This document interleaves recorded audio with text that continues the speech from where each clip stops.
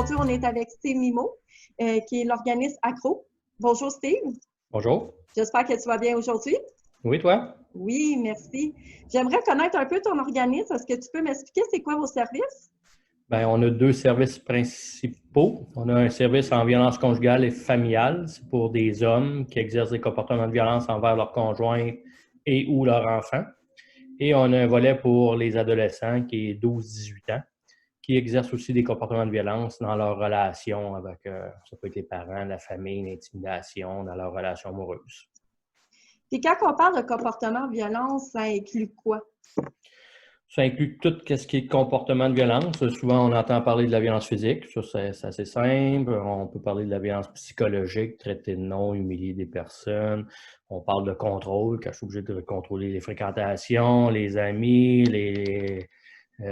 comment placer la vaisselle dans le lave-vaisselle ou toutes ces choses-là. Fait que aussitôt qu'on parle de violence, c'est en général, pas seulement... Je n'ai pas obligé d'avoir touché quelqu'un ou d'avoir frappé pour faire des comportements de violence, mais aussitôt que je fais ça au détriment d'une personne, ben, pour nous, c'est des comportements de violence et c'est inacceptable. Donc, la violence verbale fait partie de... La violence verbale, crier, sacrer après quelqu'un, traiter de nom, des violences subtiles aussi, empêcher quelqu'un de sortir, de déplacer, me servir de la menace pour avoir des résultats, menacer de me suicider, ça serait tous des exemples. Là. Il y en a plein.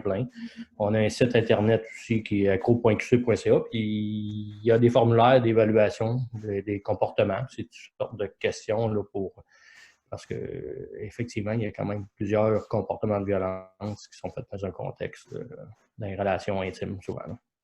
Puis comment vous avez vos références ou que quelqu'un dit, bon, je crois que je suis dure avec ma blonde ou que j'ai plusieurs conflits, puis souvent que je crie après. Comment ils peuvent se renseigner ou rencontrer quelqu'un chez vous? Ben, le plus dur, c'est reconnaître que tu as des problèmes de comportement de violence. Ça, c'est le premier enjeu là, qui est le plus difficile. Souvent, on fait porter la faute à quelqu'un d'autre. Hein? C'est la faute de ma conjointe aurait dû savoir que je n'étais pas de bonne humeur, que j'ai une grosse journée. Non, c'est reconnaître que ça m'appartient. Après ça, on a des référents. Là. Il y en a qui ça vient de la justice, de la DPJ, des écoles, employeurs. Souvent, ça vient d'une personne externe qui vient dire hey, wow, tes comportements, c'est de la violence, tu as besoin d'aide.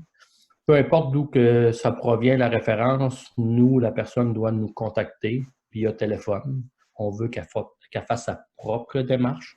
On le dit, ces comportements-là, ils appartiennent. C'est à elle à travailler dessus, c'est à elle à les changer. Donc, on demande à la personne de nous appeler.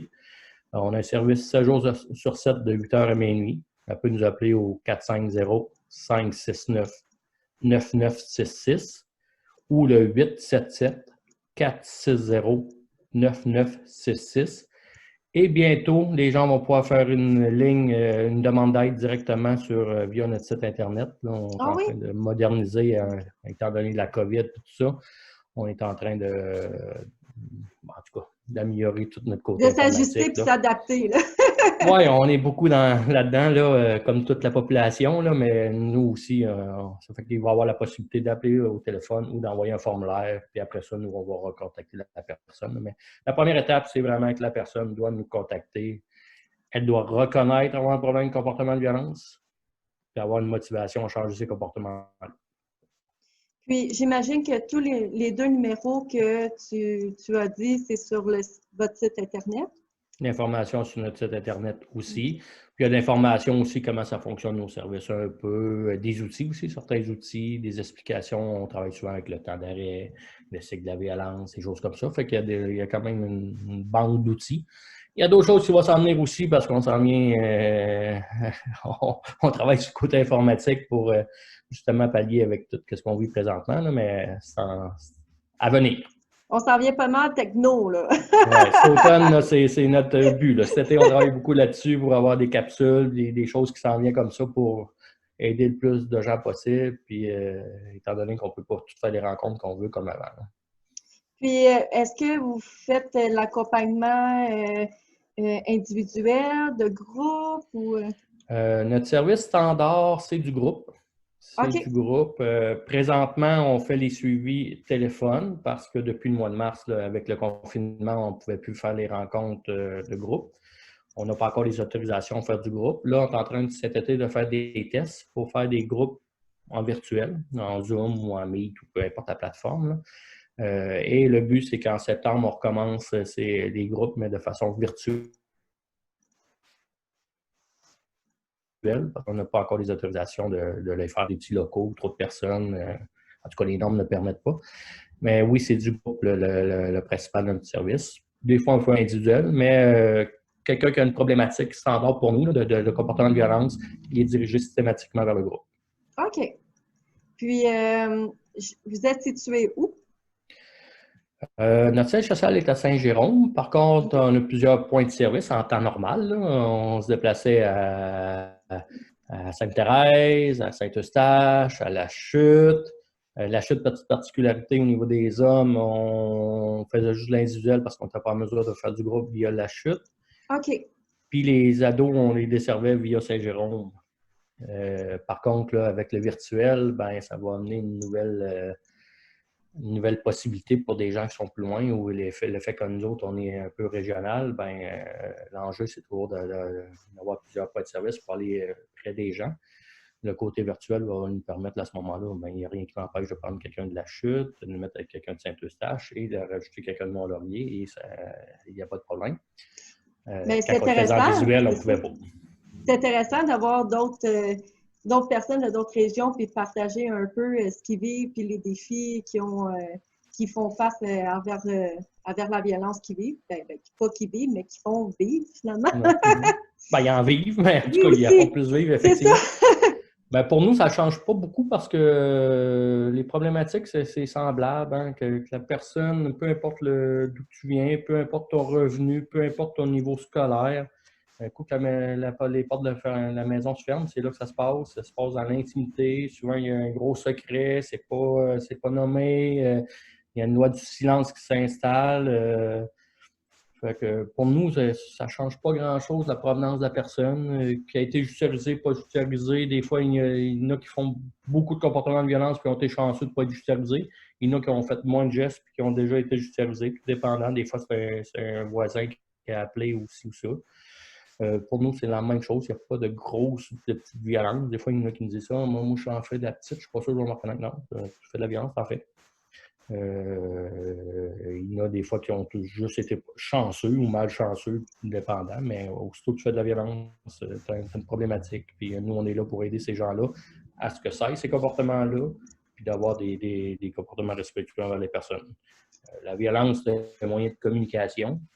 Quand je fais un geste de violence, je suis en train de dire quelque chose à une personne. Je le dis de façon inadéquate. Il y a façon de nommer qu'est-ce que je suis en train de vivre, de nommer de nommer adéquatement, de nommer mes émotions. Ça fait que c'est là-dessus qu'on va travailler pour que la personne elle respecte ses besoins, mais elle respecte les besoins d'autres personnes avec qui elle est aussi. Hein.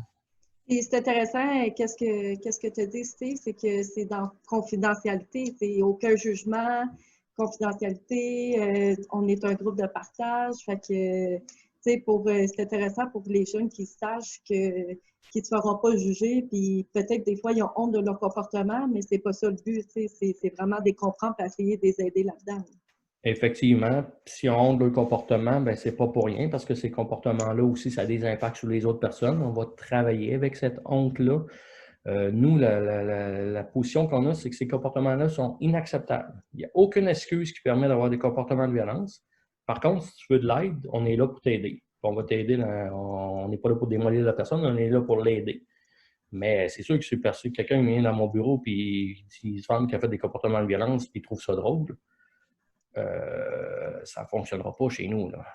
La violence, c'est toujours grave, il n'y a rien de drôle. On est là pour travailler une problématique, c'est sérieux, ça a des conséquences sur des gens. Ça fait des victimes. Les victimes, ça a beaucoup d'impact dans leur vie. Mais on est là pour aider la personne dans sa globalité, comment elle est, etc.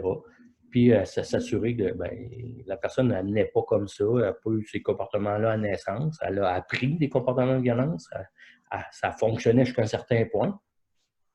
Malheureusement, ça a marché, ça a obtenu certains résultats. Mais là, c'est de dire, OK, on va désapprendre, puis on va apprendre une nouvelle façon de fonctionner. parce que c'est pas vrai que ça marche à long terme, ces comportements-là. Hey, mais intéressant! C'est vraiment intéressant, d'où l'importance que tu as mentionné au début. Il faut reconnaître que le comportement est inacceptable parce qu'il y a un processus à faire après. Là. Ben, si quelqu'un m'appelle et dit « Moi, j'ai pas de problème de comportement », même s'il y en a, puis même s'il explose, puis même s'il dit « Moi, c'est pas de ma faute, c'est la faute des autres personnes, puis moi, je suis un bon bonhomme, puis je fais rien », je sais pas comment je peux l'aider.